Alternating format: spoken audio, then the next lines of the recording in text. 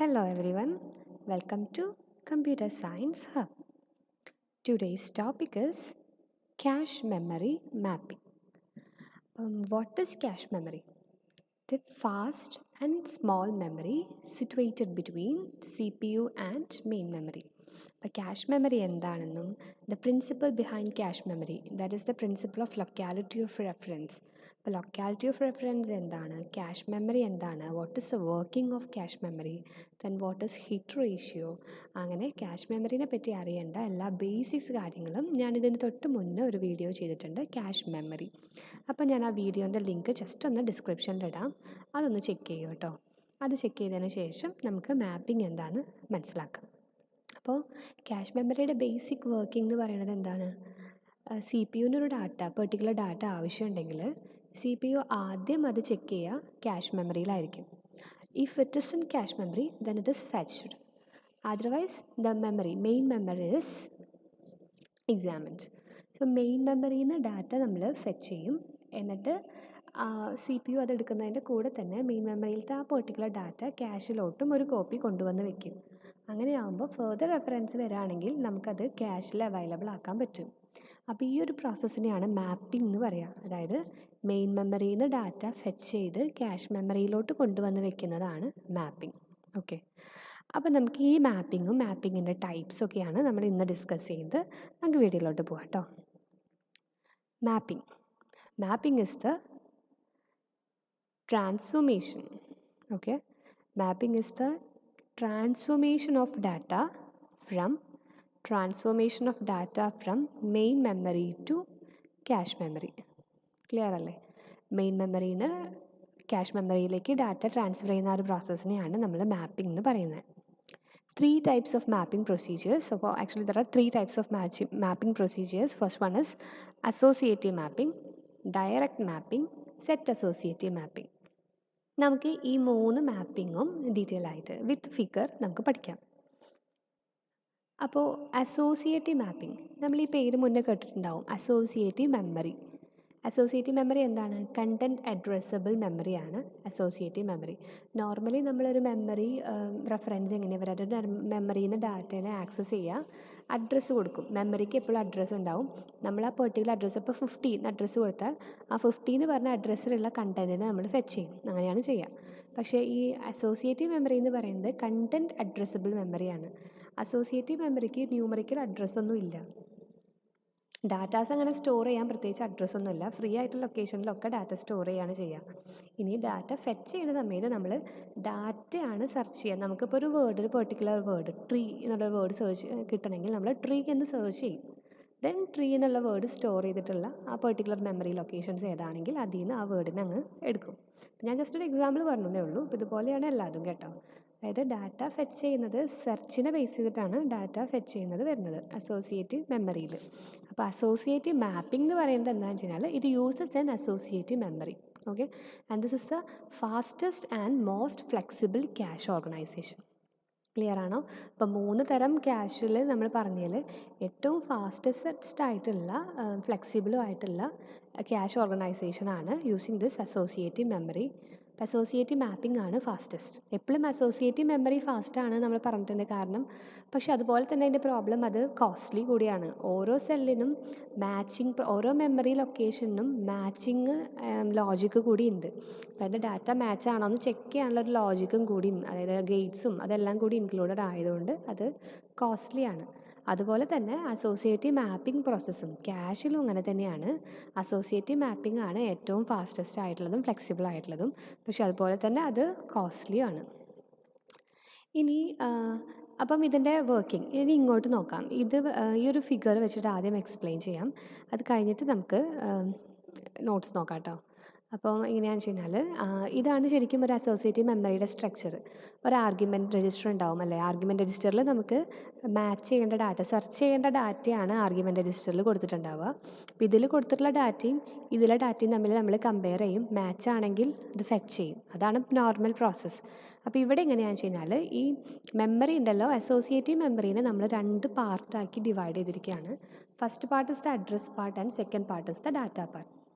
അപ്പോൾ main memory എന്തായാലും main മെമ്മറിയിൽ നിന്നുള്ള ഡാറ്റയാണ് ഫെച്ച് ചെയ്ത് ക്യാഷ് മെമ്മറിയിൽ കൊണ്ടുവയ്ക്കുന്നത് അല്ലേ.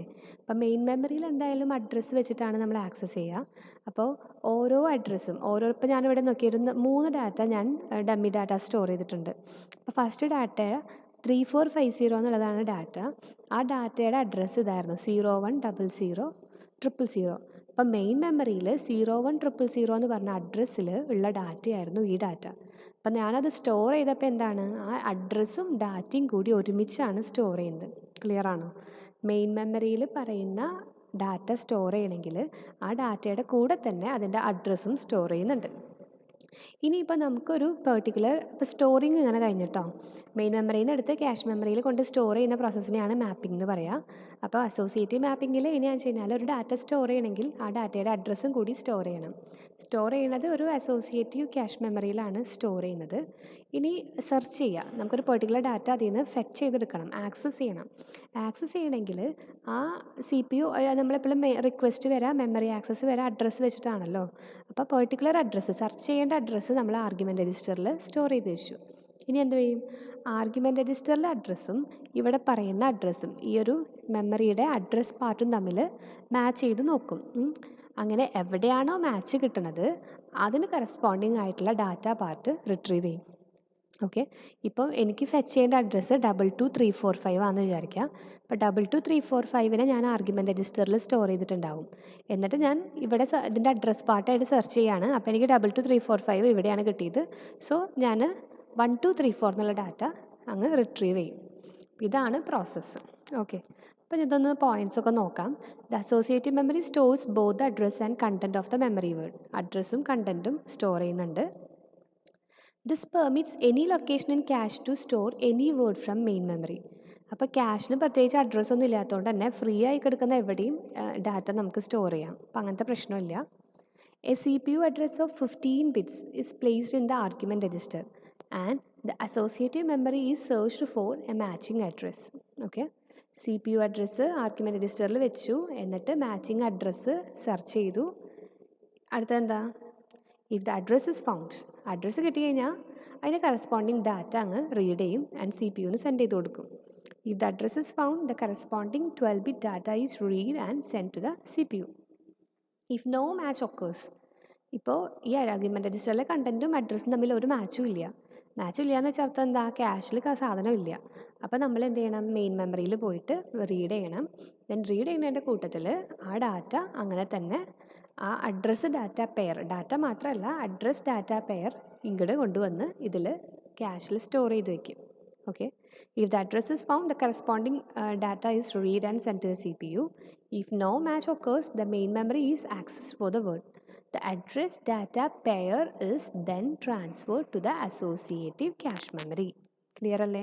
മെയിൻ മെമ്മറിയിൽ പോയി ഫെച്ച് ചെയ്ത് അവിടെ നിന്ന് കിട്ടിയ ആ ഡാറ്റയും അതിൻ്റെ അഡ്രസ്സും ഇവിടെ എവിടെയെങ്കിലും സ്റ്റോർ ചെയ്ത് വെക്കും. ഇതിപ്പം എൻ്റെ ക്യാഷ് ഫുള്ളായി, ഇനി അതിൽ വെക്കാൻ സ്ഥലമില്ല എന്നുണ്ടെങ്കിൽ ഇതിൽ നിലവിലുള്ള ഏതെങ്കിലും ഒരു അഡ്രസ് ഡാറ്റ പെയറിനെ നമ്മൾ റീപ്ലേസ് ചെയ്യും. ഇപ്പോൾ ആവശ്യമില്ലാത്തത് നമ്മൾ റീപ്ലേസ് ചെയ്യും. അങ്ങനെ റീപ്ലേസ് ചെയ്യാൻ നമുക്ക് കുറേ അൽഗോരിതംസ് ഒക്കെ ഉണ്ട്. അപ്പോൾ നോർമലി എന്താ പറയുക, ഫ്രീക്വൻ്റ് ആയിട്ട് യൂസ് ചെയ്യുന്ന ഒരു അൽഗോരിതം ഇതാണ്, FIFO എന്ന് പറയും. FIFO means first in first out. നമ്മൾ ഏറ്റവും ആദ്യം സ്റ്റോർ ചെയ്ത് വെച്ച സാധനത്തിനെ നമ്മൾ ഏറ്റവും ആദ്യം തന്നെ റിമൂവ് ചെയ്യും. അങ്ങനത്തെ ഒരു അൽഗോരിതമാണ് FIFO അൽഗോരിതം. അപ്പോൾ FIFO അൽഗോരിതമാണ് ഇതിവിടെ നോർമലി യൂസ് ചെയ്യുന്നത്. അപ്പം ഇത്രയാണ് അസോസിയേറ്റീവ് മാപ്പിങ്ങിൽ പറയാനുള്ളത് കേട്ടോ. അപ്പോൾ കൺസെപ്റ്റ് വളരെ സിമ്പിളാണ്. ഫാസ്റ്റായിട്ടുള്ള അസോസിയേറ്റീവ് മെമ്മറി നമ്മളിവിടെ കൊണ്ടുവന്ന് വെക്കുന്നു.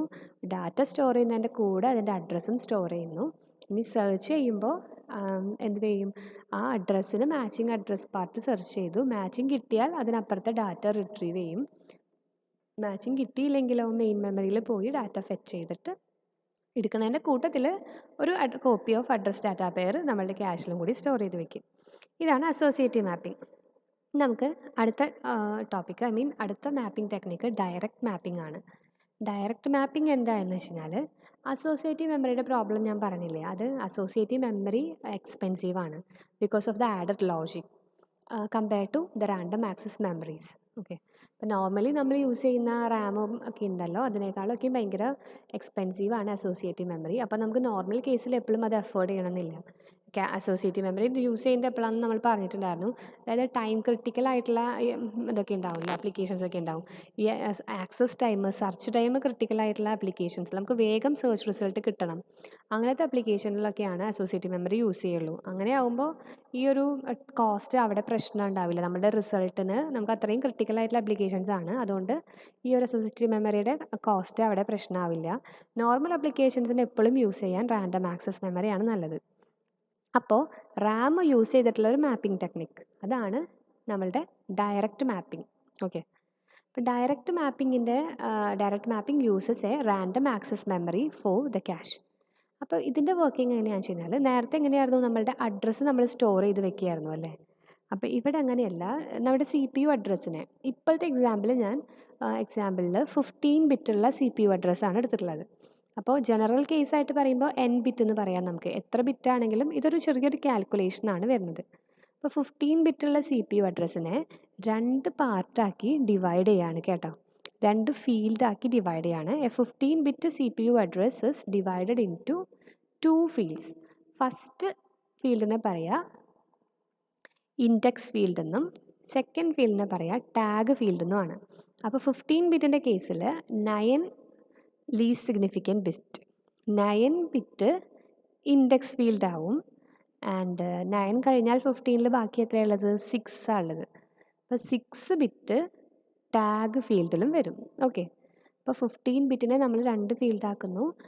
ഏറ്റവും ആദ്യത്തെ 9 ബിറ്റിനെ ഇൻഡെക്സ് ഫീൽഡ് എന്ന് പറയും, അടുത്ത 6 ബിറ്റിനെ, റിമൈനിങ് 6 ബിറ്റിനെ ടാഗ് ഫീൽഡ് എന്നും പറയും. ഇതെന്തിനങ്ങനെ സ്പ്ലിറ്റ് ചെയ്യണമെന്ന് വെച്ച് കഴിഞ്ഞാലുണ്ടല്ലോ, അതായത് ക്യാഷിനെ അഡ്രസ്സ് ചെയ്യാൻ പറ്റുന്ന അത്രയും ബിറ്റ്സ് വേണം ഇൻഡെക്സ് ഫീൽഡിൽ. അങ്ങനെ പറഞ്ഞാൽ ഞാനൊരു എക്സാമ്പിൾ ഓക്കെ, ഇത് നമ്മളുടെ ക്യാഷ് മെമ്മറി ആണെന്ന് വിചാരിക്കുക. ക്യാഷ് മെമ്മറിയിൽ ഇപ്പോൾ എൻ്റെ ഒരു സിമ്പിൾ എക്സാമ്പിളാണ്, അതുകൊണ്ട് തന്നെ ക്യാഷ് മെമ്മറിയിൽ ആകെ 4 ലൊക്കേഷനേ ഉള്ളൂ. 1 2 3 4 4 ലൊക്കേഷനേ ഉള്ളൂ. ഈ 4 ലൊക്കേഷൻ ആക്സസ് ചെയ്യണമെങ്കിൽ, നമുക്ക് അഡ്രസ്സ് ചെയ്യണമെങ്കിൽ നമുക്ക് എത്ര ബിറ്റ് വേണം, 2n ആണ് കണക്ക്. അപ്പോൾ 2 എത്രയാണ്, 4, 2 അല്ലേ. അപ്പോൾ 2 ബിറ്റ് ഉണ്ടെങ്കിൽ നമുക്ക് 4 മെമ്മറി ലൊക്കേഷൻ ആക്സസ് ചെയ്യാൻ പറ്റും. ക്ലിയർ ആണോ? ഇപ്പോൾ എനിക്ക് k ബിറ്റ് ഉണ്ടെങ്കിൽ 2k മെമ്മറി ലൊക്കേഷൻസ് ആക്സസ് ചെയ്യാൻ പറ്റും. അപ്പോൾ ഇവിടെ അതായത് ഈ 2 വെച്ചിട്ട് എങ്ങനെയാണ് 4 ആക്സസ് ചെയ്യുക, 0 0 0 1 1 0 1 1 അത്രയും കോമ്പിനേഷൻ കിട്ടുമ്പോൾ നമുക്ക് ഓരോ മെമ്മറിയും ആക്സസ് ചെയ്യാം. അപ്പോൾ നമുക്ക് വേണ്ടത് എന്താണെന്ന് വെച്ചാൽ, നമ്മളുടെ ക്യാഷിൻ്റെ സൈസ് എത്രയാണോ അതിനെ ആക്സസ് ചെയ്യാൻ പറ്റുന്ന അത്രയും നമ്പർ ഇൻഡെക്സ് ഫീൽഡിൽ കിട്ടണം. ക്ലിയർ ആണോ? Number of bits in the index field is equal to number of address bits required to access the cache memory. ഇപ്പോൾ ഈ ഒരു എക്സാമ്പിളാണ് എടുക്കണതെന്ന് വെച്ച് കഴിഞ്ഞാൽ, എൻ്റെ ക്യാഷ് ആക്സസ് ചെയ്യാൻ 2 ബിറ്റ് മതി. സോ ഇൻഡെക്സ് ഫീൽഡിലും 2 ബിറ്റ് മതി. അങ്ങനെ നമ്മളുടെ എക്സാമ്പിളിനനുസരിച്ചിട്ടാണ് ഇൻഡെക്സ് ഫീൽഡ് മാറുന്നത് കേട്ടോ. സോ ഇത് ഒരു എക്സാമ്പിളാണ്. അപ്പോൾ ഞാൻ പറഞ്ഞ കേസാണ്. ഇൻ ജനറൽ കേസിൽ പറയാന്ന് വെച്ച് കഴിഞ്ഞാൽ, there are 2k words in cache memory. Cash മെമ്മറിയിൽ 2k വേർഡ് ഉണ്ട്, ആൻഡ് മെയിൻ മെമ്മറിയിൽ 2n വേർഡ് ഉണ്ട്. അങ്ങനെയാണെങ്കിൽ മെയിൻ മെമ്മറിയുടെ അഡ്രസ്സിൽ എത്ര ബിറ്റ് ഉണ്ടാവും, 2n അല്ലേ ഉള്ളത്. സോ മെയിൻ മെമ്മറിയുടെ address n bit memory address ആയിരിക്കും. It is divided into 2 fields. 2 ഫീൽഡാക്കുമെന്ന് പറഞ്ഞാൽ ഇൻഡെക്സ് ഫീൽഡും ടാഗ് ഫീൽഡും. ഇൻഡെക്സ് ഫീൽഡിൽ എന്താ വേണ്ടത്, ക്യാഷിനെ അഡ്രസ്സ് ചെയ്യാനുള്ള അത്രയും ബിറ്റ്. ക്യാഷിനെ അഡ്രസ്സ് ചെയ്യാൻ എത്ര ബിറ്റ് വേണം, 2k ആണ് ക്യാഷ്, സോ k ബിറ്റ് വേണം. k ബിറ്റ് ഇൻഡെക്സ് ഫീൽഡിനും, അപ്പോൾ ബാക്കി n k പോയാൽ എത്രയുണ്ടാവും, n k ബിറ്റ് ടാഗ് ഫീൽഡിനും യൂസ് ചെയ്യുന്നു. ഇതാണ് അതിൻ്റെ ഒരു കാൽക്കുലേഷൻ വരുന്നത്. അപ്പോൾ നമ്മളുടെ എക്സാമ്പിളാണ് ഞാനിവിടെ താഴെ വരച്ചിട്ടുള്ളത്. ഇപ്പോൾ ഈ സൈസ് ഒന്ന് നോക്കിയേ. എൻ്റെ ക്യാഷ് മെമ്മറിക്ക് 512 ബിറ്റാണുള്ളത്. 512 ആണ് സൈസ് വരുന്നത്. അപ്പോൾ എത്രയാണ്, 29 ആണ് കേട്ടോ 512. അപ്പോൾ അഡ്രസ്സിൽ 9 ബിറ്റ് വേണം. 29 ആണ്, അതുകൊണ്ട് 9 ബിറ്റ് വേണം. ആൻഡ് മെയിൻ മെമ്മറി എന്താ, 32k ആണ്. 32k എന്ന് പറയുന്നത് 215 ആണ് 32k. അതുകൊണ്ട് നമ്മളുടെ മെയിൻ മെമ്മറി അഡ്രസ്സ് 15 ബിറ്റ് ഉണ്ടായിരിക്കും, ക്യാഷ് മെമ്മറി അഡ്രസ്സ് 9 ബിറ്റും ഉണ്ടായിരിക്കും. അപ്പോൾ ഈ മെയിൻ മെമ്മറി അഡ്രസ്സിനെ എങ്ങനെ ഡിവൈഡ് ചെയ്യാം, direct mapping cash organisation uses n bit address to access the main memory and k bit index to access the cache memory. അപ്പോൾ ഈ രണ്ട് കാര്യങ്ങൾ നോക്കാനുള്ളത്. അപ്പോൾ നമ്മൾ പറഞ്ഞത് എന്താ, നമ്മളുടെ എക്സാമ്പിൾ വെച്ചിട്ട് മെയിൻ മെമ്മറിയിൽ 32K സൈസ് ആയതുകൊണ്ട് 15 ബിറ്റാണ് മെയിൻ മെമ്മറി അഡ്രസ്സ്. ക്യാഷ് മെമ്മറിയിൽ 512 സൈസ് ആയതുകൊണ്ട് 9 ബിറ്റ്സ് ആണ് ക്യാഷ് മെമ്മറി അഡ്രസ്സിൻ്റെ ബിറ്റ്. അപ്പോൾ മൊത്തം ഇതാണ് അഡ്രസ്സ്. 15 ബിറ്റുള്ള address is divide into 2 parts. Index part എത്ര വേണം? ക്യാഷ് അഡ്രസ്സ് ചെയ്യാൻ വേണ്ട അത്രയും ബിറ്റ് 9 ബിറ്റാണ്. So index part 9 bit, tag പാർട്ടോ 15 മൈനസ് 9, ദാറ്റ് ഇസ് 6 ബിറ്റാണ് ടാഗ് പാർട്ടിലുള്ളത്. ക്ലിയർ അല്ലേ? അപ്പോൾ ഒരു അഡ്രസ്സിനെ ഇൻഡെക്സും ടാഗും ആക്കി ഡിവൈഡ് ചെയ്തിട്ടുണ്ട്. ആൻഡ് നമ്മൾ ഇനിയിപ്പോൾ റെപ്രസെൻറ്റ് ചെയ്യുന്നത് ഇപ്പോൾ ഈ 15 ബിറ്റുള്ള അഡ്രസ്സാണ്. അതുകൊണ്ട് തന്നെ നമ്മൾ ഹെക്സാഡെസിമൽ അഡ്രസ്സ് അതല്ലെങ്കിൽ ഒക്ടൽ അഡ്രസ്സ് ലൊക്കേഷനാണ് നമ്മളിവിടെ യൂസ് ചെയ്യത്തുള്ളൂ കേട്ടോ. അപ്പോൾ 5 ബിറ്റാണ് ഉണ്ടാവാൻ പോകുന്നുള്ളൂ. ഇവിടെ ക്യാഷിന് കണ്ടില്ലേ 5 ബിറ്റ് ഒക്ടൽ അഡ്രസ് റെപ്രസെൻറ്റേഷനാണ് വരുന്നത് 5 ബിറ്റ് വെച്ചിട്ട്. അപ്പം നമുക്ക് അടുത്ത ഇത് നോക്കാം. ഇതാണ് ഒരു മാപ്പിങ്ങിന് എക്സാമ്പിൾ. അപ്പോൾ ഈ ഒരു ഫിഗറിൽ അതിൻ്റെ റിലേഷനൊക്കെയാണ് നമ്മൾ പറഞ്ഞത്. അതായത് 15 ബിറ്റ് എങ്ങനെ വന്നു, 15 ബിറ്റുള്ള മെമ്മറി 2 പാർട്ടാക്കി, ഇൻഡെക്സും ടാഗും. അപ്പോൾ ഇതിലെ ഇൻഡെക്സ് വെച്ചിട്ടാണ് ക്യാഷ് അഡ്രസ്സ് ചെയ്യണത്. ഓക്കെ, ഇൻഡെക്സും ടാഗും കൂടിയിട്ടുള്ള അഡ്രസ്സ് വെച്ചിട്ടാണ് മെയിൻ മെമ്മറി ആക്സസ് ചെയ്യുന്നത്. ഇനി direct mapping cash organisation, direct mapping procedure എങ്ങനെയാണ് വരുന്നതെന്ന് നോക്കാം. അപ്പം ഇവിടെ നോക്കുക, 2 മെമ്മറി കാണാം അല്ലേ. ആദ്യം കാണുന്ന ഈ മെമ്മറിയാണ് ക്യാഷ് മെയിൻ മെമ്മറി. ഈ മെമ്മറിയാണ് നമ്മളുടെ ക്യാഷ് മെമ്മറി. ഡയറക്റ്റ് ആക്സസിൻ്റെ ക്യാഷ് മെമ്മറിയാണ്, ഡയറക്റ്റ് മാപ്പിങ്ങിൻ്റെ ക്യാഷ് മെമ്മറിയാണ് ഇത്. അപ്പോൾ മെയിൻ മെമ്മറിയിൽ ഒരു ഡാറ്റ, ആദ്യം നമുക്ക് ഡാറ്റ സ്റ്റോറിങ് നോക്കാം, എങ്ങനെയാണ് ക്യാഷിലേക്ക് മാപ്പ് ചെയ്ത് കൊണ്ടുവരുന്നത്. അപ്പോൾ ആദ്യത്തെ ഡാറ്റ തന്നെ എടുക്കുക, 5 ലൊക്കേഷനാണുള്ളത് അല്ലേ. അപ്പോൾ 5 × 3 15. അപ്പോൾ ഇത് ഒക്ടൽ റെപ്രസെൻറ്റേഷൻ ആയിട്ടാണ് കാണിച്ചിട്ടുള്ളത്. അതുകൊണ്ട് 15 ബിറ്റ് ഉള്ളതിന് പകരം നമ്മൾ 5 ബിറ്റ് എടുത്തിട്ടുണ്ട്. ഇനി ആദ്യത്തെ 5 ബിറ്റിൻ്റെ കേസ് വരുമ്പോൾ 3ഉം 2ഉം ആയിട്ടാണ് ഡിവൈഡ് ചെയ്യുന്നത് കേട്ടോ. 3ഉം 2ഉമായി ഡിവൈഡ് ചെയ്യുന്നു.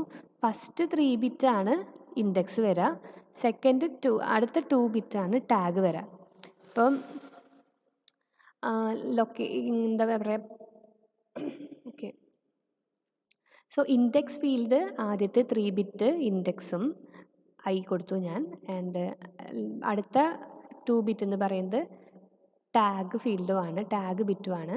അപ്പോൾ ഞാൻ ഈ ഡാറ്റ സ്റ്റോർ ചെയ്യാൻ പോകുന്നത് ഇൻഡെക്സ് ഫീൽഡ് വെച്ചിട്ടാണ് ക്യാഷിനെ അഡ്രസ്സ് ചെയ്യുന്നത്. സോ ക്യാഷിൻ്റെ അഡ്രസ്സ് എന്താ, 000 ആണ് ക്യാഷിൻ്റെ അഡ്രസ്സ്. ദെൻ അവിടെ സ്റ്റോർ ചെയ്യുന്നത്, ഡാറ്റ സ്റ്റോർ ചെയ്യുന്നല്ലോ, ഡാറ്റയുടെ കൂടെ ടാഗും കൂടി സ്റ്റോർ ചെയ്യും. ഇത്രയേ ഉള്ളൂ നോക്കാനായിട്ട് കേട്ടോ. അപ്പോൾ നമ്മളൊരു പെർട്ടിക്കുലർ അഡ്രസ്സിലുള്ള ഡാറ്റ സ്റ്റോർ ചെയ്യണമെങ്കിൽ ആ ഡാറ്റയുടെ ഇൻഡെക്സ് ഫീൽഡ് വെച്ചിട്ട് ക്യാഷിനെ ആക്സസ് ചെയ്യുന്നു. ആൻഡ് ഡാറ്റ സ്റ്റോർ ചെയ്യുന്നതിൻ്റെ കൂടെ അതിൻ്റെ അപ്പുറത്തെ പാർട്ട് ടാഗ് ഫീൽഡും കൂടി സ്റ്റോർ ചെയ്യുന്നു. ദെൻ അടുത്തത് ഇവിടെ ഞാൻ സ്റ്റോർ ചെയ്തിട്ടുള്ള ഡാറ്റ ഇതാണ് 0 to 777. അപ്പോൾ 777 ആണ് ഇൻഡെക്സ്. അപ്പോൾ 777 ഉള്ള അഡ്രസ്സിൽ പോയി. ദെൻ അതിനകത്ത് ടാഗ് എന്താ, 02 ആണ് ടാഗ്. 02 ടാഗ് സ്റ്റോർ ചെയ്തു, ഡാറ്റ 6710 സ്റ്റോർ ചെയ്തു. ഇനിയിപ്പോൾ നമുക്ക് ഇത് ഫെച്ച് ചെയ്യണമെന്ന് വിചാരിക്കുക. അപ്പോൾ ഫെച്ച് ചെയ്യണമെങ്കിൽ അഡ്രസ്സാണ് കൊടുക്കുക അല്ലേ. അപ്പോൾ 0 to 777 എന്നുള്ള അഡ്രസ്സ് നമ്മളുടെ കയ്യിൽ കിട്ടി. അപ്പോൾ നമ്മളതിനെ ഡിവൈഡ് ചെയ്ത് ഇൻഡെക്സും ടാഗൊക്കെ ആക്കി, അങ്ങനെ ഇൻഡെക്സ് ഫീൽഡ് വെച്ചിട്ട് ക്യാഷിനെ നോക്കി. അപ്പോൾ 777 ആണ് നമ്മൾ നോക്കി ഇവിടെ എത്തി, 777 കിട്ടി. അപ്പോൾ ഇതിൻ്റെ ഉള്ളിൽ ടാഗ് പാർട്ടുണ്ട്, ഡാറ്റ പാർട്ടുണ്ട്. അപ്പോൾ ഇതിൻ്റെ ടാഗ് പാർട്ടും നമ്മളുടെ അഡ്രസ്സിലെ ടാഗ് പാർട്ടും മാച്ച് ചെയ്യുന്നുണ്ടോ എന്ന് നോക്കും. മാച്ച് ആണ് എങ്കിൽ കറസ്പോണ്ടിങ് ഡാറ്റ പാർട്ട് റിട്രീവ് ചെയ്യും. ഇനിയിപ്പോൾ മാച്ച് അല്ല എന്നുണ്ടെങ്കിലോ ക്യാഷിൽ അതില്ല എന്നർത്ഥം. സോ നമ്മൾ മെയിൻ മെമ്മറിയിൽ പോയി അവിടെ നിന്ന് അത് ഫെച്ച് ചെയ്ത് ഈ ഒരു address data pair, tag data പെയറിനെ റീപ്ലേസ് ചെയ്ത് ഇവിടെ അത് കൊണ്ടുവന്ന് വെക്കുകയും ചെയ്യും. ഓക്കെ, ഇതാണ് entire process of direct mapping. അപ്പോൾ നമുക്ക് നോക്കാം ഓരോന്നും. Each word in cache consist of data, word and associated tag. അപ്പോൾ ക്യാഷിൻ്റെ അകത്ത് 2 പാർട്ടുണ്ട്, ഡാറ്റയുണ്ട്, അതിൻ്റെ ടാഗും ഉണ്ടാവും. When a new word is first brought into cache, the tag bits are stored alongside the data bits. Okay, ഒരു ന്യൂ വേർഡ് കൊണ്ടുവന്നപ്പോൾ data ബിറ്റിൻ്റെ കൂടെ തന്നെ നമ്മൾ ടാഗ് ബിറ്റും സ്റ്റോർ ചെയ്ത് വെക്കും. When the CPU generates a memory request, the index field is used for the address to access the cache. ക്യാഷിനെ access ചെയ്യാൻ വേണ്ടിയിട്ട് നമ്മൾ ഇൻഡെക്സ് ഫീൽഡ് സി പി ഒരു റിക്വസ്റ്റ് കൊടുത്തു. സോ ക്യാഷിനെ ആക്സസ് ചെയ്യാൻ ഈ സൈഡല്ലേ, ക്യാഷിനെ ആക്സസ് ചെയ്യാൻ വേണ്ടിയിട്ട് ഇൻഡെക്സ് ഫീൽഡാണ് യൂസ് ചെയ്യുന്നത്. Tag field of the C P U address is compared with the tag in the word read from the cache. ഇതിനെ ആക്സസ് ചെയ്യാൻ നമ്മൾ എടുത്തു, അത് കഴിഞ്ഞ് ടാഗ് ഫീൽഡ് ഇവിടുത്തെ ടാഗും ഈ ടാഗും തമ്മിൽ നമ്മൾ കമ്പയർ ചെയ്യും. If the two tags match, there is a hit and the desired data word is in cache. അപ്പോൾ മാച്ച് ചെയ്ത് കഴിഞ്ഞാൽ ഹിറ്റാണ്, ഡാറ്റ വേർഡ് ഉണ്ടെന്ന് മനസ്സിലായി. If there is no match, അപ്പോൾ ഇല്ല, മാച്ച് ഇല്ല എന്നുണ്ടെങ്കിൽ എന്താ, there is a miss and the required word is read from main memory. അപ്പോൾ ഇവിടെ നമ്മൾ നോക്കി ഇല്ല എന്നുണ്ടെങ്കിൽ മിസ്സാണ്. സോ ആ പെർട്ടിക്കുലർ വേർഡ് മെയിൻ മെമ്മറിയിൽ നിന്ന് റീഡ് ചെയ്തു. റീഡ് ചെയ്യുന്നതിൻ്റെ കൂടെ എന്ത് ചെയ്യണം, അതിൻ്റെ കോപ്പി ഇവിടെ ക്യാഷിൽ സ്റ്റോർ ചെയ്യാൻ വേണം. It is then stored in the cache together with the new tag, replacing the previous value. ഞാനൊരു എക്സാമ്പിളിലൂടെ കാണിച്ചു തരാം കേട്ടോ അതെങ്ങനെയാണ്. അതായത് നമ്മളിപ്പോൾ എനിക്ക് കിട്ടിയ ഡാറ്റ 777 ഇതിങ്ങനെയാണ്, 01777 ആണ്. നമ്മുടെ ഉള്ളത് എന്താ, 02777 ആണ് ക്യാഷിനകത്തുള്ളത്. എനിക്ക് വന്നത് 01777 ആണ്. സോ ഞാൻ 777 കിട്ടി, എനിക്ക് കിട്ടി. ഇവിടെ വന്ന് നോക്കി, ഇവിടെ 01ഉം 02 ആണ് അല്ലേ, അപ്പോൾ മാച്ച് അല്ല. വിച്ച് മീൻസ് ഞാൻ 01 ഉള്ളത് ക്യാഷിൽ നിന്ന് പോയി ഫെച്ച് ചെയ്യണം. ഫെച്ച് ചെയ്ത് ആ ഡാറ്റയും ആ ടാഗും ഇതിനെ റീപ്ലേസ് ചെയ്ത് ഇവിടെ കൊണ്ടുവന്ന് വെക്കണം, അതാണ് പറയുന്നത്. ഡിസഡ്വാൻറ്റേജ് എന്ന് വെച്ച് കഴിഞ്ഞാൽ the hit ratio can drop considerably if 2 or more words whose address have the same index but different tags are accessed repeatedly. അപ്പോൾ നമ്മളുടെ ഹിറ്റ് റേഷ്യോ ആണ് പെർഫോമൻസിനെ ഡിറ്റർമിൻ ചെയ്യുന്നതല്ലേ. അപ്പോൾ ഹിറ്റ് റേഷ്യോ നന്നായി കുറയാനുള്ള ചാൻസസ് ഉണ്ടെന്നാണ് പറയുന്നത്. എപ്പോൾ നമ്മൾ കണ്ടിന്യൂസ് ആയിട്ട് ഇങ്ങനത്തെ മെമ്മറി ആക്സസ് വരികയാണ്, അതായത് ഇൻഡെക്സ് സെയിം ആയിരിക്കും പക്ഷേ ടാഗ് ഡിഫറെൻ്റ് ആയിരിക്കും. അങ്ങനത്തെ മെമ്മറി ആക്സസ് വരുമ്പോൾ ഇതിൻ്റെ ഹിറ്റ് റേഷ്യോ വല്ലാണ്ട് കുറയും. അപ്പോൾ ഞാൻ അങ്ങനത്തെ കുറച്ച് എക്സാമ്പിൾ നിങ്ങൾക്ക് കാണിച്ചു തരാം കേട്ടോ, ഈ പറഞ്ഞത് എന്താണെന്നുള്ളത്. ഇതാണ് നമ്മളുടെ ഫിഗർ അല്ലേ. അപ്പോൾ ആദ്യത്തെ മെമ്മറിക്ക് റിക്വസ്റ്റ് വരുന്നത് 5 zeros ആണ്. അപ്പോൾ നമ്മളുടെ മെമ്മറി അഡ്രസ്സ് ഇതല്ലേ, 50 ഉണ്ട്. അപ്പോൾ ഞാൻ ആ 50ൽ 30 ഇൻഡെക്സും 20 ടാഗും ആക്കി. അങ്ങനെ 30 ഉള്ള ഇൻഡെക്സിൽ 20 ഉള്ള ടാഗ് ആൻഡ് ഡാറ്റ 1220 സ്റ്റോർ ചെയ്തു. അപ്പോൾ ആദ്യത്തെ മെമ്മറി റിക്വസ്റ്റ് ഓക്കെ ആയി. രണ്ടാമത്തെ മെമ്മറി റിക്വസ്റ്റ് 02777 ആണ്. അപ്പോൾ 777 ഞാനിവിടെ ലൊക്കേറ്റ് ചെയ്തു. ദെൻ 02 ടാഗാണ് സ്റ്റോർ ചെയ്തു. 02777 കണ്ടൻറ്റ് 6710 ആണ്. 6710നെ ഞാനിവിടെ സേവ് ചെയ്തു. അപ്പോൾ ഇത്രയും ഓക്കെ. ഇനി എനിക്ക് തേർഡ് റിക്വസ്റ്റ് വരുന്നത് 02000 ആണ്. ഇപ്പോൾ 000 ആണ് ഇൻഡെക്സ് അല്ലേ. ഞാൻ വന്നു, എനിക്കിവിടെ 000 ഇൻഡെക്സ് കിട്ടി. 000 ഇൻഡെക്സ് കിട്ടിയിട്ടോ. ഇനി എന്താ ഉണ്ടാവുന്നത്, ടാഗ് എന്ന് പറയുന്നത് 02 ആണ്. ഇവിടെയുള്ള ടാഗ് എന്താ, 00 ആണ്. അപ്പോൾ ഇത് മാച്ച് അല്ല അല്ലേ. ഇപ്പം ഞാൻ മെമ്മറിയിൽ പോയിട്ട് സെർച്ച് ചെയ്തപ്പോൾ ഇതാണ് എനിക്ക് വേണ്ട ഫീൽഡ്, 02000. അപ്പോൾ 5670 ആണ് വേർഡ്. അപ്പോൾ എന്ത് ചെയ്തു, ഇതിനെ റീപ്ലേസ് ചെയ്തിട്ട് വേണം ഇവരെ കൊണ്ടുവയ്ക്കാൻ. അതായത് പുതിയ ടാഗ് 02 അല്ല, പകരം 00 അല്ല, പകരം 02 ആണ് പുതിയ ടാഗ്. അതുപോലെ നമ്മളുടെ ഡാറ്റ ഇനി ഈ ഡാറ്റയല്ല, ഈ ഡാറ്റയ്ക്ക് പകരം പുതിയ ഡാറ്റ വരികയാണ്. പുതിയ ഡാറ്റ 5670, ഇതാണ് പുതിയ ഡാറ്റ. ഓക്കെ, ആ പ്രോസസ്സ് ഫൈൻ, അത് നടന്നു. ഇനി അടുത്ത റിക്വസ്റ്റ് ഏതാ നോക്കൂ. Fourth request 01000. Again memory location 000 തന്നെ, പക്ഷെ നമ്മളുടെ ടാഗ് എന്താ, 01 ആണ്. ഇവിടെയുള്ള ടാഗോ 02 ആണ്. അപ്പോൾ ഇതിനെ വീണ്ടും റീപ്ലേസ് ചെയ്യണമല്ലേ. നോക്കുമ്പോൾ ഇതാണ് ആ ഡാറ്റ, 3450 ആണ് ഡാറ്റ വരുന്നത്. അപ്പോൾ വീണ്ടും ഈ സെയിം ലൊക്കേഷനിൽ തന്നെ നമ്മൾ പുതിയ ടാഗ് കൊണ്ടുവരാണ്. പുതിയ ടാഗ് എന്താ, 01 ആണ് ടാഗ്. പുതിയ വാല്യൂ എന്ന് പറയുന്നത് 3450. 3450 പുതിയത് വന്നു. അപ്പോൾ നമ്മൾ 3 പ്രാവശ്യവും മെമ്മറിയിൽ നിന്ന് തന്നെ നമുക്ക് ആക്സസ് ചെയ്യേണ്ടി വന്നു അല്ലേ. നെക്സ്റ്റ് ടൈം എന്താ, 02777. അതായത് നമ്മൾ മുന്നേ ആക്സസ് ചെയ്ത സെയിം സംഭവം തന്നെ വീണ്ടും ആക്സസ് ചെയ്യാൻ വരികയാണ്. അപ്പോൾ 777 ഇവിടെ വന്നു, 777 വന്നു, ടാഗ് ചെക്ക് ചെയ്തു. ഓക്കെ, 02 ഇത് നമുക്ക് നടന്നു അല്ലേ. 02777 ആണ്. അപ്പോൾ നമുക്ക് വീണ്ടും ഈ ഒരു ഡാറ്റ ഫെച്ച് ചെയ്യാൻ പറ്റി. അതിൽ പ്രശ്നമില്ല. പക്ഷേ ഇതിന് മുന്നേ നടന്നതൊക്കെയും കണ്ടോ, സെയിം ഡാറ്റ തന്നെ റിപ്പീറ്റഡ്ലി നമ്മൾ വീണ്ടും വീണ്ടും മെയിൻ മെമ്മറിയിൽ നിന്ന് ഫെച്ച് ചെയ്യേണ്ടി വരുന്നത്. അങ്ങനെ ഫെച്ച് ചെയ്യുമ്പോൾ ഹിറ്റ് റേഷ്യോ കൺസിഡറബിളി ഡ്രോപ്പ് ആവും. ഇതാണ് ഡയറക്റ്റ് മെമ്മറീൻ്റെ മാപ്പിങ്ങിൻ്റെ ഒരു പ്രോബ്ലം പറയുന്നത് കേട്ടോ. അപ്പോൾ ഇതിനൊരു സൊല്യൂഷനായിട്ടാണ് തേർഡ് വൺ വരുന്നത്, set associative mapping. Okay, set associative mapping is an improvement over direct mapping organization in that each word of cache can store 2 or more words of memory under same index address. അതായത് നേരത്തെ ഒരു ഇൻഡെക്സിൽ ഒരൊറ്റ word മാത്രമേ store ചെയ്യാൻ പറ്റുന്നുണ്ടായിരുന്നുള്ളൂ. പക്ഷേ ഇപ്പം അങ്ങനെയല്ല, ഒരു ഇൻഡെക്സിൽ 2 or more, 2 അതിൽ കൂടുതലോ വേർഡ്സ് നമുക്ക് സ്റ്റോർ ചെയ്യാൻ പറ്റും. അപ്പോൾ ഇവിടെ കണ്ടില്ലേ, ഒരു ടാഗ് 000 പറഞ്ഞ ഇൻഡെക്സ് ആണ്, അതിൻ്റെ അകത്ത് ഒരു ടാഗ് ഒരു വേർഡ്, ദെൻ അടുത്ത ടാഗ് ഒരു വേർഡ്.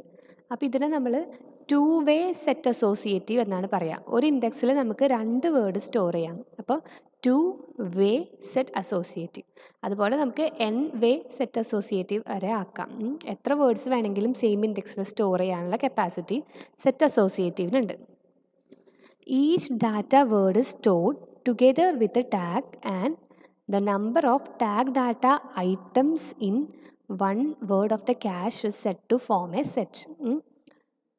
അപ്പോൾ ഓരോ ഡാറ്റ വേർഡും അതിൻ്റെ കൂടെ ടാഗിൻ്റെ കൂടെയാണ് സ്റ്റോർ ചെയ്യണത്. ആൻഡ് ഇതിനെ നമ്മൾ പറയണതാണ്, ഈ ടാഗ് ഡാറ്റ പെയറിനെ നമ്മൾ പറയുന്ന പേരാണ് എന്താ, സെറ്റ് എന്ന് പറയുന്നത്. അപ്പോൾ ഇതിൽ 2 സെറ്റ് ഉണ്ട് അല്ലേ, സെറ്റ് അസോസിയേറ്റീവ് എന്നാണ് പേരല്ലേ. അപ്പോൾ അതിൽ 2 സെറ്റ് ഉണ്ട്. അപ്പോൾ സെറ്റായി. എക്സാമ്പിൾ ഓഫ് ഇതാണ് ഇവിടെ കൊടുത്തിട്ടുള്ളത്, സെറ്റ് സൈസ് ഓഫ് 2. നമ്മളിപ്പോൾ കൊടുത്തിട്ടുള്ളതിൻ്റെ സെറ്റ് സൈസ് 2 ആണ്, 2 സെറ്റ് ഉണ്ടെന്ന് പറഞ്ഞു. ഇനി each index address refers to 2 data words and their associated tags. അപ്പോൾ ഓരോ ഇൻഡെക്സും, ഇപ്പോൾ ഈ ഒരു ഇൻഡെക്സ് എടുത്തു കഴിഞ്ഞാൽ ഇതിനകത്ത് 2 വേർഡ് ഉണ്ട്, 6710 2340 ഉണ്ട്. ആൻഡ് ഓരോ വേർഡും associated with its own tag. ഇനി അടുത്തത് പറയാനുള്ളത് എങ്ങനെയാണ് റിക്വസ്റ്റ് വരുന്നതെന്നാണ്. ഇപ്പോൾ സ്റ്റോറിങ് നമ്മൾ പറഞ്ഞു അല്ലേ, ഒരു ഇൻഡെക്സിൽ എത്ര ടാഗ് വേണമെങ്കിലും നമുക്ക് സ്റ്റോർ ചെയ്യാം, വേർഡ്സും സ്റ്റോർ ചെയ്യാം. ഇനിയിപ്പോൾ ഒരു CPU ഒരു റിക്വസ്റ്റ് വന്നു കഴിഞ്ഞാൽ നമ്മൾ ആദ്യം എന്താ നോക്കുക, ഇൻഡെക്സ് അഡ്രസ്സാണ് നോക്കുക. ആൻഡ് ഇൻഡെക്സ് അഡ്രസ്സ് നോക്കി ആ പെർട്ടിക്കുലർ ഇതിൽ എത്തി. ഇനി എന്ത് വേണം, നമ്മളുടെ ടാഗും ഇതിലെ ടാഗും തമ്മിൽ മാച്ചിങ് നടക്കുകയാണ്. കമ്പയർ ചെയ്ത് നോക്കുകയാണ് ടാഗ് ഏതാണോ മാച്ചെന്ന്. മാച്ചിങ് ടാഗ് ആണെങ്കിൽ അതിൻ്റെ കറസ്പോണ്ടിങ് ഡാറ്റേനെ അങ്ങ് റിട്രീവ് ചെയ്യും.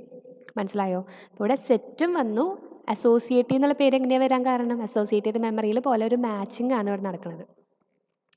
The tag field of the CPU is even then compared with both tags. Okay, tag field CPU നമ്മൾ കമ്പയർ ചെയ്യുകയാണ് 2 ടാഗുമായിട്ടും to determine if a match occurs.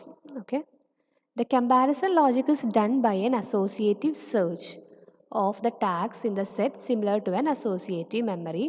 Thus the name set associative. Clear ആണല്ലോ? ഈ matching process നമ്മൾ ചെയ്യുന്നത് associative എന്നുള്ള associative search വെച്ചിട്ടാണ്. അതുകൊണ്ടാണ് സെറ്റ് അസോസിയേറ്റീവ് എന്നുള്ള പേര്. സെറ്റ് എന്ന് പറയുന്നത് എന്താ, ടാഗ് ഡാറ്റ പെയറിനെയാണ് സെറ്റ് എന്ന് പറയാം. ദെൻ ആ സെർച്ചിങ് ഉള്ളതുകൊണ്ടാണ് അസോസിയേറ്റീവ്. അങ്ങനെയാണ് സെറ്റ് അസോസിയേറ്റീവ് എന്നുള്ള പേര് വന്നത്. ഇനി പറയാനുള്ളത്, the hit ratio will improve as A set size increases because more words with same index but different tags can reside in cash. അപ്പോൾ ഈ സെറ്റുകൾ കൂടുന്നതിനനുസരിച്ച് നമുക്ക് ഹിറ്റ് റേഷ്യോ ഇമ്പ്രൂവ് ചെയ്യാം. അതായത് ഇപ്പം നേരത്തെ പോലെ ഒരു 01000 എന്നുള്ള അഡ്രസ്സ് വന്നു, അപ്പോൾ എനിക്ക് 00001 ഇത് ഞാൻ വെച്ച് ചെയ്തു അല്ലേ. നെക്സ്റ്റ് എനിക്ക് 02000 വന്നു കഴിഞ്ഞാലും 000 ഇൻഡെക്സ് ആണ്, ഇവിടെ എനിക്ക് 02 ഉണ്ട്. അങ്ങനെ നമുക്ക് എത്ര റിക്വസ്റ്റ് വേണമെങ്കിലും സെയിം ഇൻഡെക്സിനകത്ത് നമുക്ക് ഹോൾഡ് ചെയ്യാൻ പറ്റും. ഇനിയിപ്പോൾ ഒരു മിസ്സാണ് വന്നതെന്ന് വെച്ച് കഴിഞ്ഞാലോ, കറസ്പോണ്ടിങ് ഡാറ്റ ടാഗ് പെയറിനെ നമ്മൾ മെയിൻ മെമ്മറിയിൽ നിന്ന് ഫെച്ച് ചെയ്ത് അതിവിടെ എവിടെയെങ്കിലും സ്റ്റോർ ചെയ്ത് വെക്കും. ഇനിയിപ്പം ഇത് ഫുള്ളാണ്, സ്ഥലമില്ല എന്നുണ്ടെങ്കിൽ നേരത്തെ പോലെ തന്നെ ഏതെങ്കിലും ഒരു അൽഗോരിതം യൂസ് ചെയ്യേണ്ടി വരും. അത് ഫസ്റ്റ് ഇൻ ഫസ്റ്റ് ഔട്ട് ആവാം, അല്ലെങ്കിൽ LRU എന്ന് പറയുന്നുണ്ട്, ലീസ്റ്റ് റീസെൻ്റ്ലി യൂസ്ഡ്. അല്ല, ഏതെങ്കിലും ഒരു അഡ്രസ്സോ ഡാറ്റയോ നമ്മൾ കുറേ സമയമായിട്ട് യൂസ് ചെയ്യാത്തതുണ്ടെങ്കിൽ നമ്മൾ അവരെ മാറ്റും, അതല്ലെങ്കിൽ ആദ്യം ഫെച്ച് ചെയ്തതിനെ മാറ്റും. അങ്ങനെ ഡിഫറെൻറ്റ് ടെക്നിക്സ് ഉണ്ട്. നമ്മളിപ്പോൾ ആ ടെക്നിക്സിനെ പറ്റിയൊന്നും പഠിക്കേണ്ട ആവശ്യമില്ല. നമ്മൾ കോൺസെൻട്രേറ്റ് ചെയ്യുന്നത് സെറ്റ് അസോസിയേറ്റീവ് മാപ്പിങ്ങിലാണ്. Okay, When a miss occurs in a set associative cache and the set is full, it is necessary to replace one of the tag data items with a new value.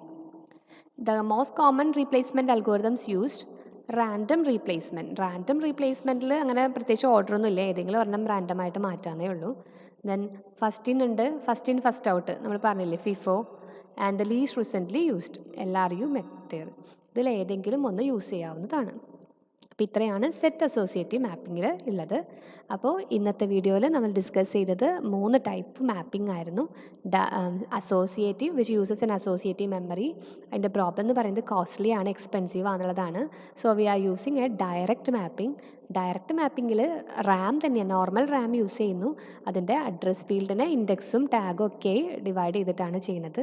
അപ്പോൾ അതിനും problem ഉണ്ട്. Same ഇൻഡെക്സിൽ more than 1 words, I mean repeated ആയിട്ടുള്ള accessing വന്നു കഴിഞ്ഞാൽ അത് അതിൻ്റെ performance കുറയും.